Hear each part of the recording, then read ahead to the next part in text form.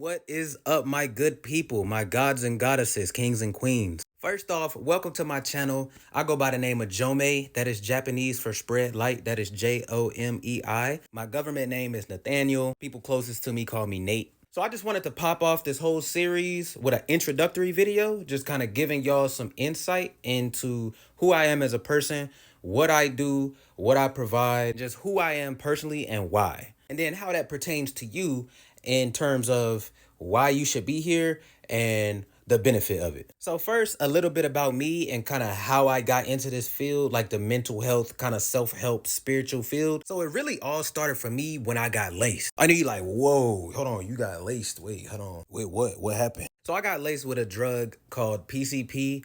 I can't really remember off the top of my head right now what the acronym actually stands for. It's basically like a dissociative psychedelic drug. It's a little bit similar to PMT, shrooms, like that field. It's a psychedelic, but it's a little bit harder on you than say like a LSD or something to that effect. But so I was partaking in marijuana, and one of the joints or the blunts that I was partaking in ended up being laced, and it kind of sent me on like a spiral, inward, downward, upward, whatever you want to call it, like a spiritual journey of sorts. But I was very out of it mentally for about a month, about 4 weeks. And there's an article written on this. I'm gonna see if I can find it so I can put it in the description below.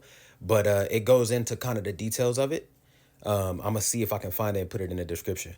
But basically, before I get into that story, I'm gonna tell you what I was like before I got laced. So pretty much I've always kind of been like socially aware or like emotionally aware to a degree, just not really on the spiritual side or in the spiritual sense, but I've always had some sort of like awareness when it came to like socializing and like analyzing behavior and using that analyzation to kind of create a way forward in life. When it come to like how I interact with people, I've always been more drawn towards like a down to earth kind of authenticity, not afraid to speak your mind, considerate and thoughtful kind of space of a person. But it wasn't like how it is now. I wasn't like consciously looking for it. It was kind of just like what I was subconsciously drawn to. And I think that's because I have had a lot of experience when it comes to depression, anxiety, just different mental health things. I've always kind of felt more like I'm alone. Like no matter who I'm around, no matter how many people is in my life or say they love me or things of that nature, I've tended to feel like I got to get it on my own or like I'm on my own. And I've learned that that probably comes from some sense of how I was raised or the distance in my household between my siblings and I, or like my parents and I, things of that nature. Everybody just kind of did their own thing. We really didn't have family dinners, things of that nature. So I just kind of grew up with this sense of independence, but also detachment, almost like emotional detachment. Even though I was in my feelings a lot of the time, it felt like I didn't really want to feel my feelings, if that makes sense. And so I would constantly analyze my feelings, but I never really knew how to feel my feelings. But that's really kind of how I got into this space of like just being aware. Even though it wasn't like a conscious thing I was trying to be, I was just more aware though, because I would spend so much time alone just thinking about different angles of socializing and just thinking about life and just in all of its complexities and depth. And so that's how I was before I got laced. So I was already kind of inclined towards this type of direction anyway. But once I got laced, it just completely amplified anything that I was already on and unlocked such deeper levels of just knowledge within me that like that's kind of how I got into this space even more so. So let me give you a breakdown kind of what happened. So, it's January 2016. I'm just starting to, I'm doing music. I'm trying to figure out how to get things off the ground. I had a song viral at the time. Then all of a sudden, I started to question reality on a deeper level than I ever have. Just little by little, but increasingly over time. I started to just question why society is the way it is, why religion is the way it is, like how true Christianity is, like what are we talking about? Like the Bible, looking at it in a metaphorical sense versus a literal sense, questioning why society is the way it is, why I feel the way I do, why other people feel the way they do, why we interact with each other the way we do. And Mind you, all of this is really out of nowhere. But it got to the point where I felt like I had to express it. So it was like hard for me to be quiet. And I was just constantly questioning, constantly. And then I started ranting to people about these different things. And it just got increasingly more spiritual. And I hadn't yet studied or looked into any spiritual knowledge. This was all just being downloaded, like channeled. And if you don't know what download means, downloads are like basically information that you get from the universe. It's like if there's just like, you know how when you pass away, there's a theory that you get exposed or given all of the universal knowledge all at once, right? So a download is like basically the information from source or God or from the universe that is basically being channeled into you, into your vessel, into your mind. So I was receiving all of these downloads and all of these things that I just didn't understand. Like it was hard for my 3D mind to process like higher dimensional or other dimensional kind of information or wherever the information was coming from, right? It was just information that my brain had never been exposed to.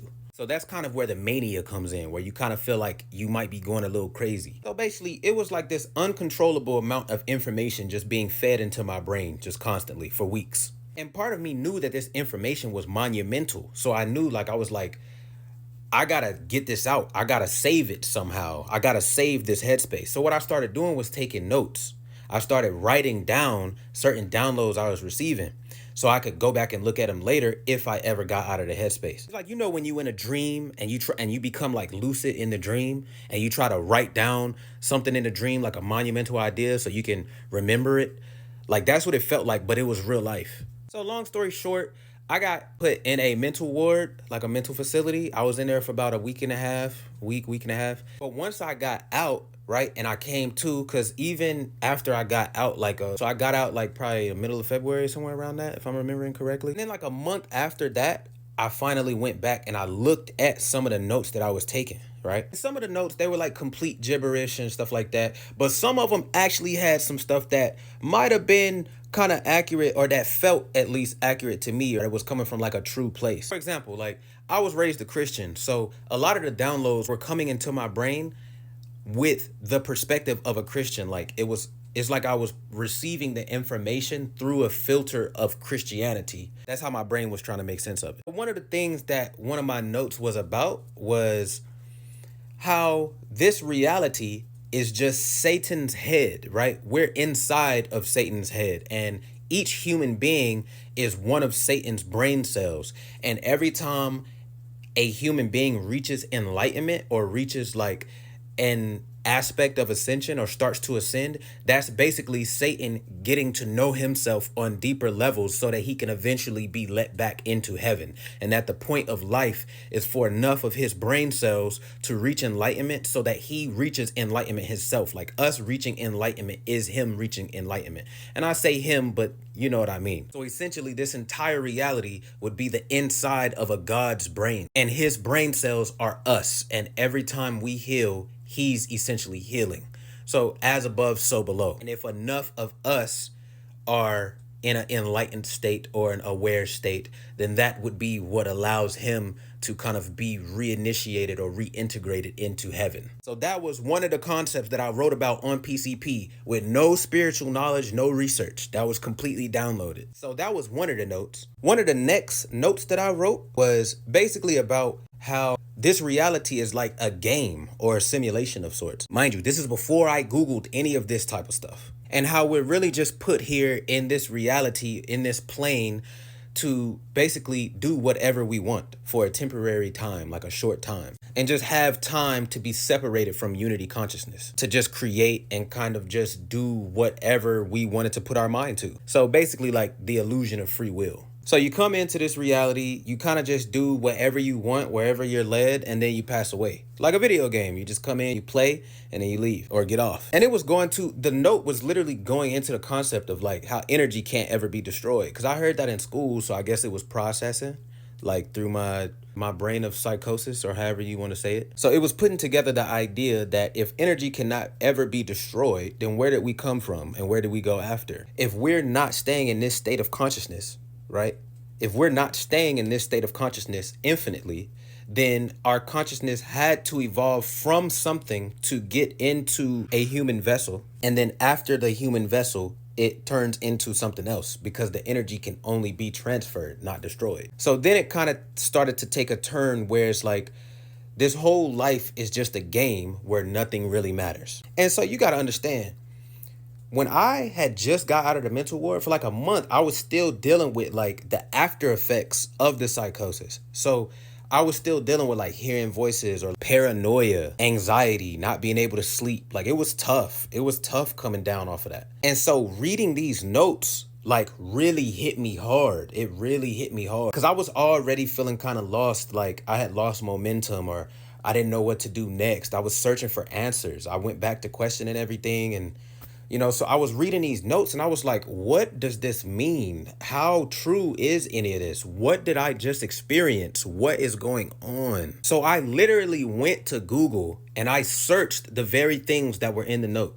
So I searched, are we living inside of Satan's head? Are we living in a simulation? What happens after you pass away? I started looking into near-death experiences. I started coming to these answers, and the search results that would come up started leading me to all of these spiritual pages. It started leading me down philosophy rabbit holes, psychology. It started leading me down spiritual new age. I started getting exposed to like new age spirituality and philosophy combined, like Eckhart Tolle, or however you pronounce that, meditation, spiritual practice, Eastern philosophy, Buddhism, things like that, quantum physics, just like the whole idea that, the reality that we live in might not be the reality that we live in. You know what I mean? Just further amplifying this question everything kind of headspace, putting me deeper and deeper and further into reality may not be what it seems. And the reason why I was saying it was hard after PCP is because after going through all of that mentally, emotionally, spiritually, psychologically,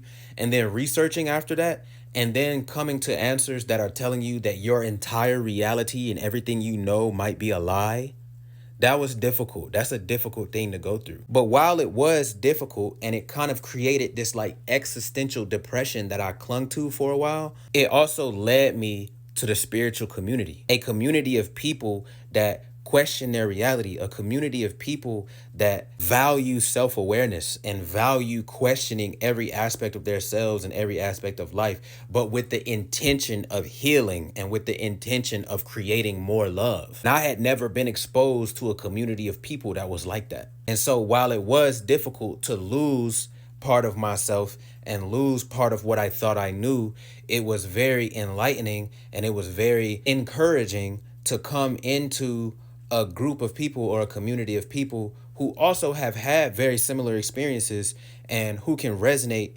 with what I had been through and who kind of can put more words and more ideas and more like empathy behind what I went through than maybe the people that were currently in my life who hadn't really experienced anything like that and didn't really know how to really put what I went to into words or any words at all. So I just kept kind of diving into the spiritual community deeper and deeper in what a new age spiritual movement is all about. And from there, I just took in more and more and more information. And the more information I took in, the more I started to see like, this information is incredible. This way of life, this lifestyle, this way of thinking, this way of being, this way of feeling, this way of embodying is so beneficial to being able to create a life that aligns with you and that feels good to you, to being able to navigate this plane and this reality with an inner knowing and a higher knowing, and that literally creating more inner peace within you, and that inner peace creating better relationships, and those better relationships creating more opportunities,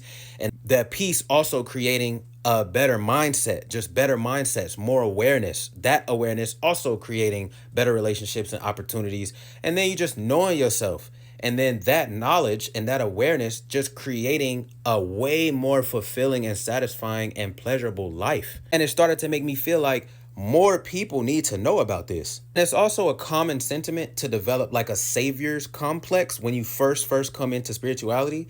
So that's kind of what it inspired in me, essentially, right? So I was in a savior's complex for like my first few years in spirituality. But now I've come to understand that it's not about saving people, right? People don't need to be saved. It's about serving people, knowing how you can become of service to others around you. Where that intention comes from is basically like after you've spent years doing shadow work. Shadow work is like when you take a look at all of the things that make you triggered, all the things that get you upset, all the things that you may be sad at or that you might have unresolved trauma, experiences that you're still holding on to or feel resentful about or are holding on to grudges. You're just holding on to a lot of hurt in your heart. And that's your shadow, right? So shadow work is diving directly into all of that hurt and looking around in it, truly feeling it, processing it, understanding how that is making you show up currently in your life, right?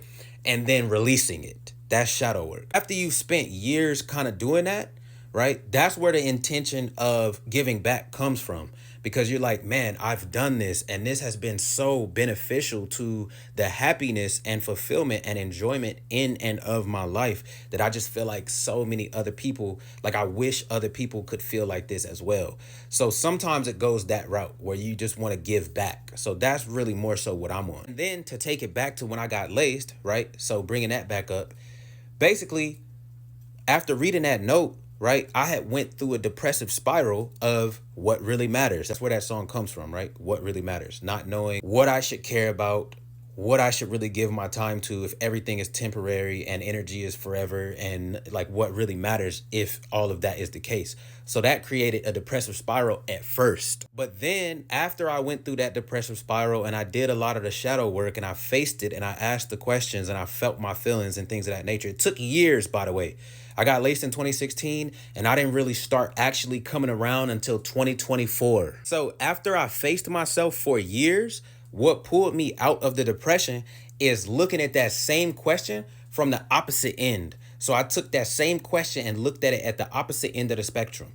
So the question is what really matters, right? So if nothing matters, why not choose love? That's what got me out of the depressive spiral. That's what started making me spiral upwards as opposed to downward. So it's like, if nothing matters, why would I continue to behave in a way that creates more suffering and more negativity and more pain in myself, in others, and in the world? Why would I do that? It clicked for me, and it no longer made sense to operate in a way that brought harm to myself and especially others. I never wanted to bring any harm to anyone else, but when it came to myself, that was a little different. But why would I self-sabotage or create more pain in my life if nothing really matters? Shouldn't I then focus on love and peace and happiness and joy and fun? So I started using that question to like fuel my motivation towards enlightenment, essentially. The question of what really matters and the sentiment of nothing matters. If everything is temporary and we all pass away and life is short and nothing lasts forever and change is inevitable and all of these different ideas and truths and realities, why should I then spend any of this short amount of time that I have trapped in anguish, trapped in suffering of my own creation? Why would I do it to myself? It no longer made sense to me to focus on anything but love. It no longer made sense to me to focus on anything but the positive or the good. So whereas a lot of people see it as cringe or see it as some type of inauthentic thing to be positive vibes only, for me, it's way deeper than that. It's literally the thing that pulled me out of S-word ideation, right? So for me, it's literally what brought me life. It gave me meaning to focus on the positives, to focus on the good, to focus on the love.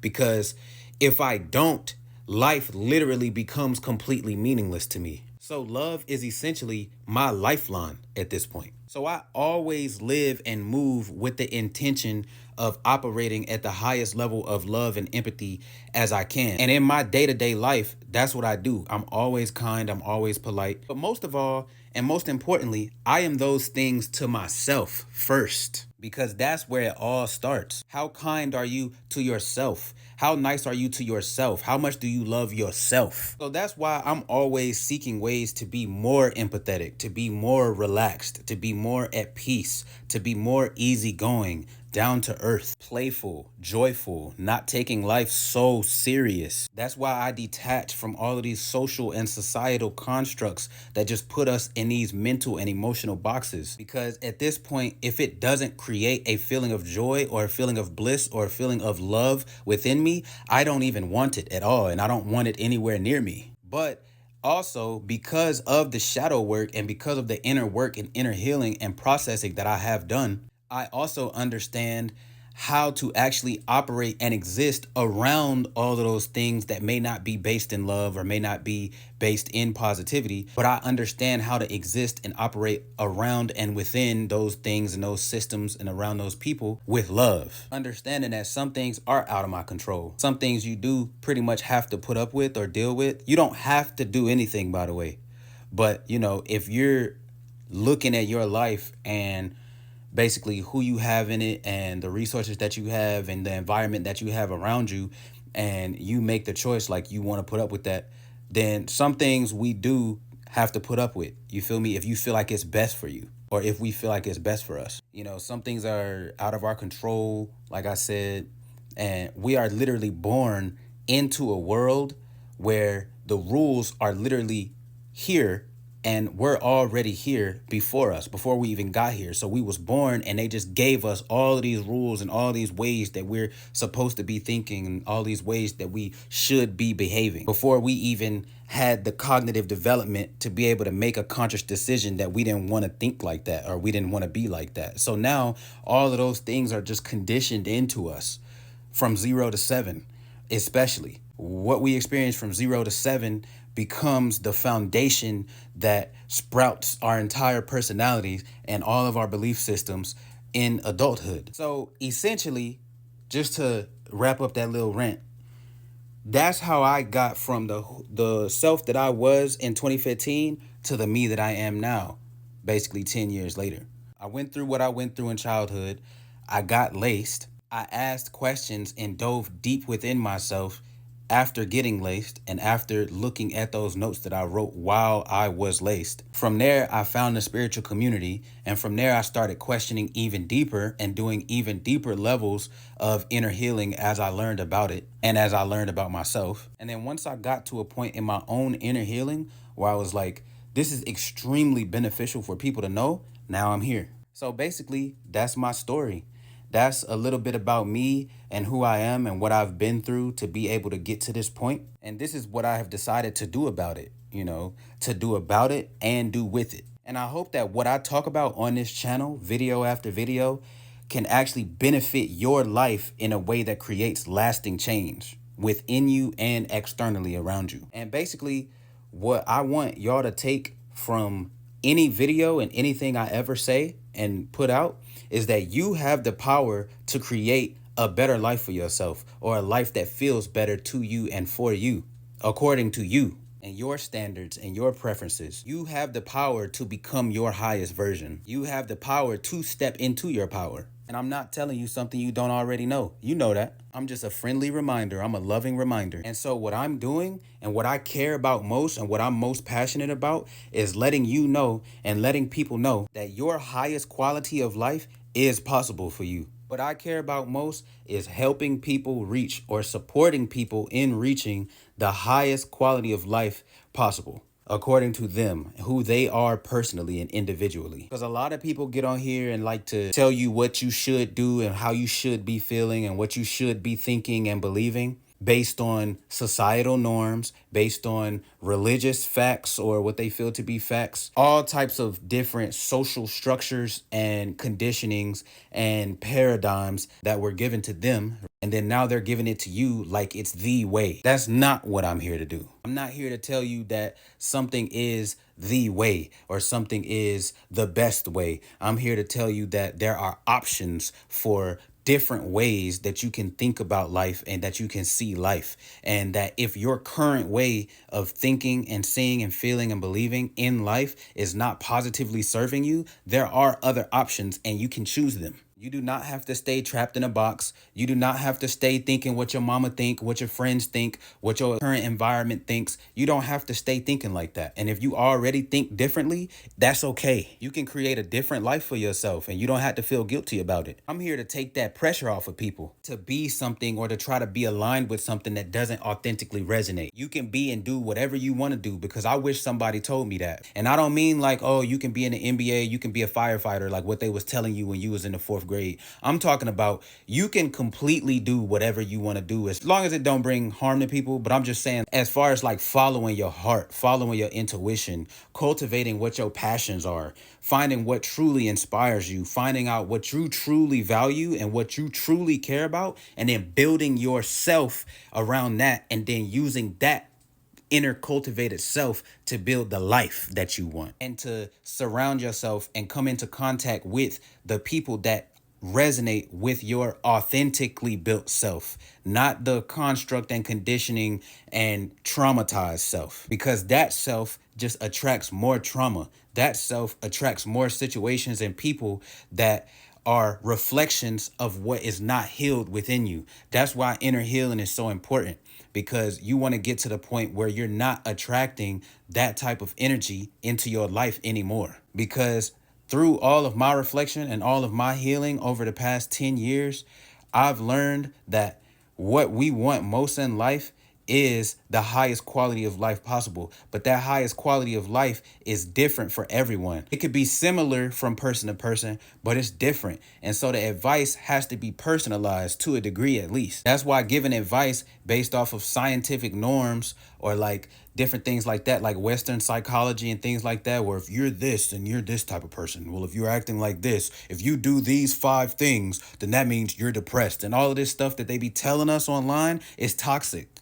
It's toxic and it needs to be stopped. And that is what I'm here for, to kind of put a stop to the norms, the social norms and constructs and things that we just accept just because that's the way it is, and to replace it with something that's more beneficial to you as a person. And so that's where all of my advice or knowledge will be steering towards within me, so you know where it's coming from. It's coming from me trying to give information that frees people from these constructs and these labels, that helps you to be able to find who you are based on who you are, and not who people have told you you should be, or people who have told you who you are and you just believing it because you didn't know what else to do. And it also comes from the fact that I literally do not resonate with anything but choosing love at this point. And that don't mean I'm going to just always be going out, right? Because I like to spend time with myself as well. And I understand the importance of alone time and things of that nature. But every time I am out, and every time I do choose to go out, and in any human interaction that I have, the only thing that's on my heart and on my mind and in my intentions is showing love, spreading love, being curious, just actually helping that person to understand and feel seen and heard and know that they matter. And so I do that with every video, with every single thing that I come on here and talk about. That's my intention. That's where it's coming from. Like, I literally only care about spreading love. That's all I care about. That's it. Because for me, I've reached such a deep level of existentialism and questioning reality to the deepest depths that it can be questioned, that I came to the conclusion that trying to force people into any box or force people into any belief system literally doesn't matter. Because life is way too short and way too temporary to be trying to get people to assimilate towards any specific way that doesn't resonate with them. There is no right or wrong answer for how we're supposed to be. Being hateful is not necessarily wrong. It's just a way of being. It's just a way of being that creates pain. But pain in and of itself is not necessarily wrong. Suffering in and of itself is not necessarily wrong. It just hurts. And so for me, I've questioned what's right and wrong so much and so deeply that I came to the conclusion that I don't want to personally represent anything but love and positivity and peace and pleasure. Because, for example, let me give you an example. Pain is not always bad, because when you go to the gym and your muscles hurt because you're on that last set and you just trying to push it through, that's positive pain. That's positive suffering. When your muscles ache the next day, that's positive suffering. So that's what I mean. It's all about perspective. It's all about the mind state and the perception of what you're believing, of what you're seeing, of what you're thinking. It's the perception. It's the perception of it. The thing itself actually doesn't have any meaning until we place meaning on it. So we place the meaning upon things. And so I would sit for years and years and years and think about things like that. And so that's how I came to the conclusion. If I can't truly pinpoint right and wrong, if there's always some type of opposite end of the spectrum opinion, if there's always going to be someone that feels differently, if there's always going to be hurt, and there's always going to be pain and suffering, because you need that in order to be able to truly appreciate love and to be able to truly appreciate pleasure and to even be able to differentiate between those two experiences, you need both experiences. So it's the snake that's eating its own tail. It's yin yang. Like, you need everything for the other everything to exist. You need both sides. So once I realized that everything has to exist, like there's no way to escape or avoid the pain, I realized I had to integrate the pain and transmute the pain and turn it into love. And I started to realize that it is my choice on how I perceive something. It's my choice. Even if something on the outside looking in is a painful experience, I can choose to learn from it, and I can choose love. I can choose to love myself through it. I can choose to love others through it. I can still choose love no matter what I go through. That option is always there to be chosen. And so why would I continue to choose something that hurts me or that hurts others or that makes life harder for other people to live in? So I started to make it my intention to say, you know what? I am no longer going to behave in a way that makes life harder for other people to live in because it's too short. So I'm going to behave in a way that is actually intentionally and consciously beneficial and loving to other people. So that doesn't mean I go out and I self-abandon. That doesn't mean I just go out and seek like giving love all the time. Now, when I go out, I do intentionally give love, but I just mean like I do like to stay to myself because I understand the value of protecting your energy as well. But I'm not going to be closed off, and I'm not going to like, if I'm interacting with somebody, I'm not going to lack vulnerability. I'm going to be open. I'm going to bare my soul, not in a oversharing type of way, but like just in a balanced, personable, I'm actually a human being. We don't have to be all private and weird and standoffish kind of way. Like if somebody asks you how you doing, you can actually really give them an answer. Like that's the culture that I'm starting to want to like represent and embody. So that's what I'm all about. I'm all about just changing that type of culture, that standoffish, I don't know you, I don't trust you kind of culture, and really just changing it to I know myself, so I essentially know you. So I am safe within myself, so I am thus safe with others, and I am safe within life. So this own inner knowledge and inner confidence that I have cultivated within myself then translates to the way that I show up in the external world. So that's what this channel is all about. Basically just creating the highest quality of life possible for you personally, and just always choosing love, because to me, nothing else really makes sense, because life is so short. Life is so temporary that I don't want to do anything that creates more pain or makes me spend any of my days in pain consciously. I want to consciously be choosing love. So if I go through things that might be hurtful or might be painful, okay, sometimes that's unavoidable, right? But while I'm going through those things, I'm going to make sure I keep my mind and my heart and my intentions on love so that that can get me through it. And that can essentially help me to maintain a high quality of life, just because my internal state of being is high quality. My internal state of being is of a high vibration, of a high frequency. So no matter what I'm going through, my quality of life is high. And that is the idea that I'm trying to learn to kind of portray or express to others, so that others can begin to embody that and live their life with that intention as well. But not that they have to, or not that they should, but that I just think it would be beneficial if people did so. So if it doesn't resonate, it doesn't have to resonate. You know what I mean? The message might not be for everyone, but if it resonates with you, that's what I would say be on the lookout for the next videos and things of that nature. Because if these ideas resonate with you, this channel is for you. So all in all, it's peace and love to everyone. Empathy, understanding, acceptance, respect, humility. Like, that's what I represent. And so any idea that I ever portray on this channel, that's where it's coming from. And that's the intentions that it's coming from. And like I really said, I could go on, but I think I'm ready to kind of start getting into the specifics of how I'm really going to start doing it and start portraying the ideas and challenging different things. So with all that being said, welcome to my channel. I hope you have a blessed day, blessed rest of your day, and a blessed life. And I hope to be an integral part of you doing so. So much love to y'all, and let us all say Ashe.